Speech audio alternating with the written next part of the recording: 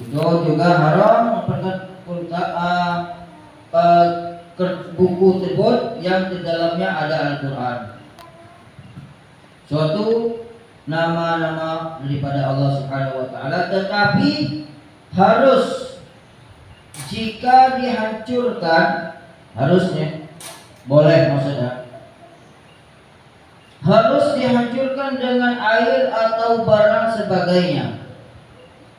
Misalnya ada Al-Quran, kita hancurkan dengan air atau dibakar atau dihancurkan dengan air, barang sebagainya, atau pada menanggung. Menanggung maka diminum. Daripada menanggung, daripada berdosa, dibuang di tempat yang bukan tempatnya. Ada air segelas nih, ayat Quran. Gimana kita jaga ya?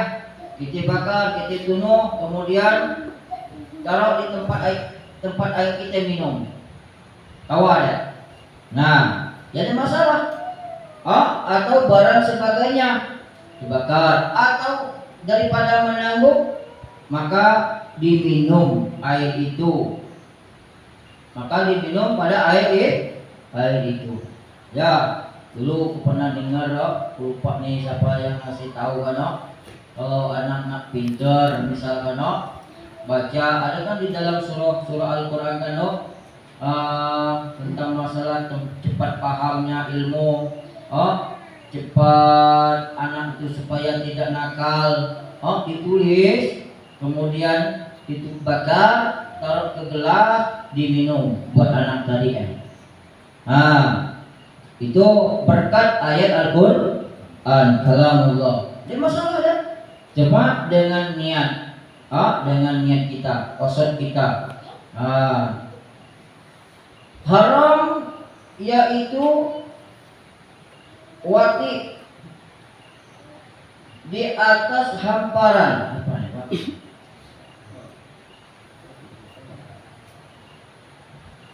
Haram wati di atas hamparan dan kain yang tertulis. Ini ditulisnya pokoknya menyuruh tulis nih bahasanya. Jadi tertulis itu yang ada tulisan mushafnya.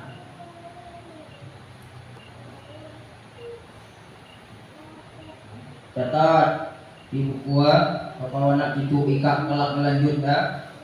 Ini kelak atau puluh dia lupa. Itu mau kita atau apa sih? Atau dia mau pulpen, dia mau buku, dia mau pensil. Itu nak lupit kan? Guru tu nyatat kan? Jadi itu murid nyatat kan? Jadi itu nyatat bingung lah baca kan apa? Jalan haram wati di atas hamparan. Nih hamparan wati ini subuh mana? Bahasa ini ya? Jadi bahasa Arab nyambinya nih patok, patek. Dan kain yang tersurat dalamnya Quran.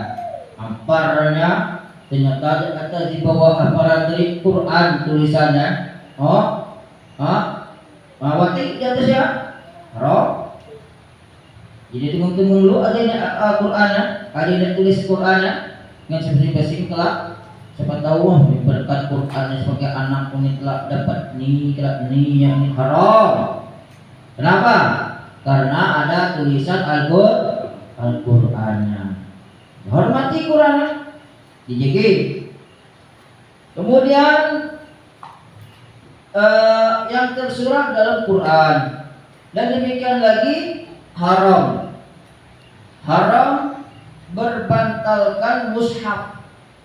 Haram berbantalkan mushaf. Ada bantal di antara mushaf itu ada Quran. Haram. Jadi kain bagaimana? Makanya aku pernah dengar ada yang mengatakan saking ikhtiyatnya menjaga huruf Al-Quran, memang tidak salah seseorang yang mengatakan bahwa membawa Al-Quran, artinya huruf Al-Quran itu di kain kita itu ke dalam kamar mandi. Haram. Kenapa? Itu tertulis huruf hijaiyah walaupun bacaannya itu bukan Al-Quran. Kain sarung kita, Hati dia banyak kadang-kadang, saking ihtiyatnya mereka para ulama bahwa membawa huruf Al-Quran ke dalam kamar mandi haram. Nah, tuh. Dan demikian lagi haram berbandalkan mushaf dan segala kitab ilmu syara, ilmu fikih, yang menandakan ilmu fikih haram jikalau dengan bahasa Jawa, jikalau pun arti dengan bahasa Jawa, sekalipun bahasa Jawa nanti macam tetap itu haram, melainkan jika takut akan mencuri, dan sekalipun jika takut akan mencuri. Dan makruh membakar kayu yang tertulis atasnya Al-Quran atau suatu nama daripada nama Allah. Jadi hukumnya makruh membakar kayu, ada tulisan Al-Quran, arti makruh daripada nama-nama Allah. Dan demikian lagi makruh menyurat, artinya menulis keduanya pada dinding masjid. Nah, kita tulis dengan bunyi, terus bagaimana yang ada di masjid-masjid ya? Artinya hiasan-hiasan masjid ya, ayat ini, ayat itu, hiasan masjid. Nah, orang-orang dulu memang idenya, orang-orang dulu idenya, ini timbul bid'ah. Nah, itu timbul bid'ah hasanah. Karena itu yang kecil makruh. Itu di kitab ini dijelaskan juga.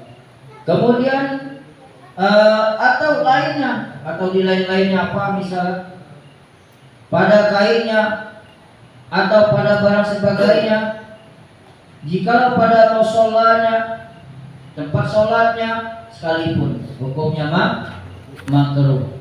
Cuma dulu ketika ada orang meninggal, di kain kafannya itu cuma pun lupa lah lama kan, karena ilmu kayak ya jarang diamal. Cuma ada fadilahnya. Ketika kain kafan orang meninggal, kita tulis di kain kafannya itu, ditulis dengan ayat Al-Quran. Cuma aku lupa tulisannya itu seperti apa atau bacanya seperti apa. Udah lama, aku lupa di mana aku nyari, di depan lagi. Nah, itu boleh. Cuma ada fadilahnya. Artinya keringanan buat mayat tadi. Keringanan buat mayat tadi. Apalagi mayatnya orang-orang yang soleh. Artinya orang-orang baik, nambah lagi kebaikan. Artinya penolongnya. Berkahan itu ayat Quran. Kalau mayatnya misalnya su'ul khotimah, mungkin salah satu berkatnya tadi. Jadi usaha ikhtiar kita yang hidup buat si yang mati tadi ya. Nah, itu tidak masalah. Doa kan kita ikhtiar.